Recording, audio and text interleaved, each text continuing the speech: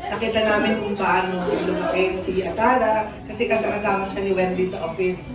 So, doon siya nag-daycare sa amin sa lugar yun. Anyway, Atara, mag-aral mabuti anak at laging magdadasal. Sabi mo kanina, pagkagising sa umaga, kung nag-aalmusal. Pero, dadagdagan mo pa, bago mag-almusal, magdasal. Yes. Okay? Happy birthday, ate! Meron pang isa. Ito pang bibili mo anak ng kung anong gusto mo. Ha? Ikaw na mag-desisyon kung ano yung bibili mo. Thank you. Yes. Happy birthday na. Again, next na lang po yung mic cake. Ano ngayon po sa akin lahat? Happy birthday, friend! Friend pala si ma'am, oo. Friend ng anak ko. Ay, friend ng anak. Friend ay tao na. Friend!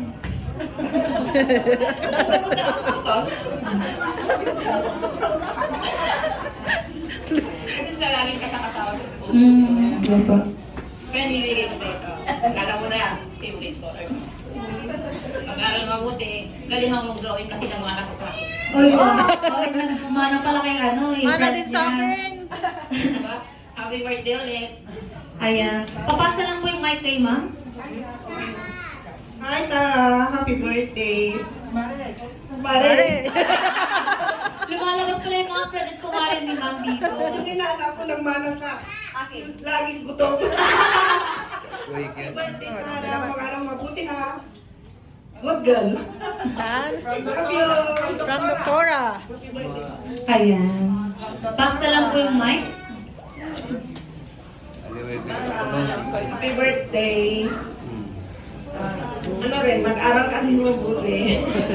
At sana, lumaki ka mo naman sa yun na. Happy birthday ulit. Ayan. Palakpakan naman po natin si ma'am. Tumatay. Happy birthday, gandang Tara! Natawag mamana. May mga nakakawala-wala pala dito nagaganap. Namumula-wala na naman kayo dyan. Namumula kayo. Saring na. Tuloy na. Para ka mabuti, gandang Tara, ah! Yan lang. Thank you! Ayan. Papas na lang po yung mic. Ayan. Thank you so much, ma'am. Kinikilig si Tara. Happy birthday, Tara! Itong gift ko sa'yo, alam ko magugustuhan mo, pero secret muna. Lumaki kang mabuti anak at mapagmahal, at mag-aral ka mabuti, and nandito lang kami lagi sa'yo, and hindi mo sasawa si tita na mag-ipit ang buhok mo, yun na. Yay! Ayan. So, palakpakan po natin ang ating 7 symbolic gift. And let's have a group picture first. Yan.